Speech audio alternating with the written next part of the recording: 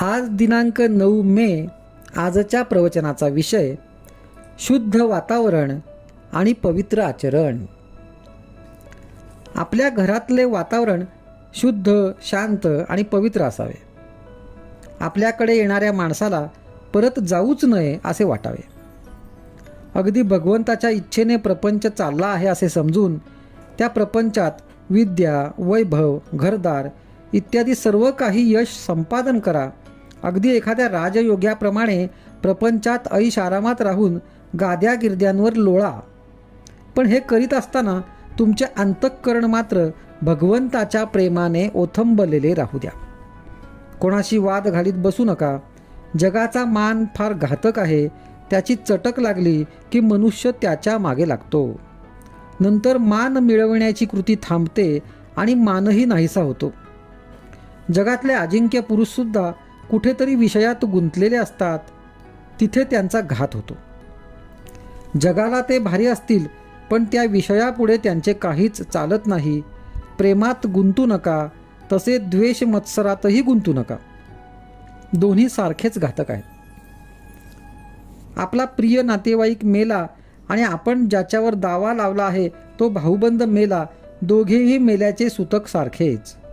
त्याचप्रमाणे मनुष्य प्रेमाने गुंतला काय आणि द्वेषाने गुंतला काय, नुकसान सारखेच होते. भगवंताचा विसर हा कोणत्याही कारणाने झाला तरी बरा नाही. मग प्रपंचात सुखसोयी असल्याने तो होवो किंवा प्रपंचात दुःख झाल्यामुळे होवो. ढोंग, बुवाबाजी इत्यादींच्या भानगडीत तुम्ही पडू नका. अगदी काहीही न केले तरी चालेल, पण ढोंग मुळीच करू नका. आणि सर्वांनी माझ्यावर कृपा करा. अगदी अनुभवाने मी सांगतो की बुवा होण्याच्या फंदात तुम्ही पडू नका. आपले कर्तव्य भगवंताच्या स्मरणात करून त्याचे अनुसंधान अखंड टिकू द्या. आमची अशी वृत्ती बनण्यासाठी संतांच्या संगतीची आपल्याला जरुरी आहे. आपण सर्वजण सत्संगतीमध्ये आहोत असे म्हणतो, मग आमची वृत्ती का न सुधारावी? तर संतांना ज्याची आवड आहे ते आम्ही धरले नाही म्हणून आमची वृत्ती सुधारत नाही. श्रीकृष्णाने उद्धवाला ज्ञान देऊन त्याला गोपींकडे पाठविले. भगवंताच्या नामामध्ये त्या रंगून गेल्या होत्या. गोपींचे नामावरचे प्रेम पाहून उद्धवाला आश्चर्य वाटले. नामामध्ये त्यांना भगवंत दिसत असे ते पाहून उद्धवाने देवाला सांगितले, देवा, तू मला ज्ञान दिलेस खरे, पण तुझ्या भक्तीचे प्रेम त्याहून श्रेष्ठ आहे, ते तू मला दे. खरोखर त्या नामाचे महात्म्य देवाच्या वर्णनापेक्षाही कठीण आहे. तुम्ही सर्वजण इथे आला आहात.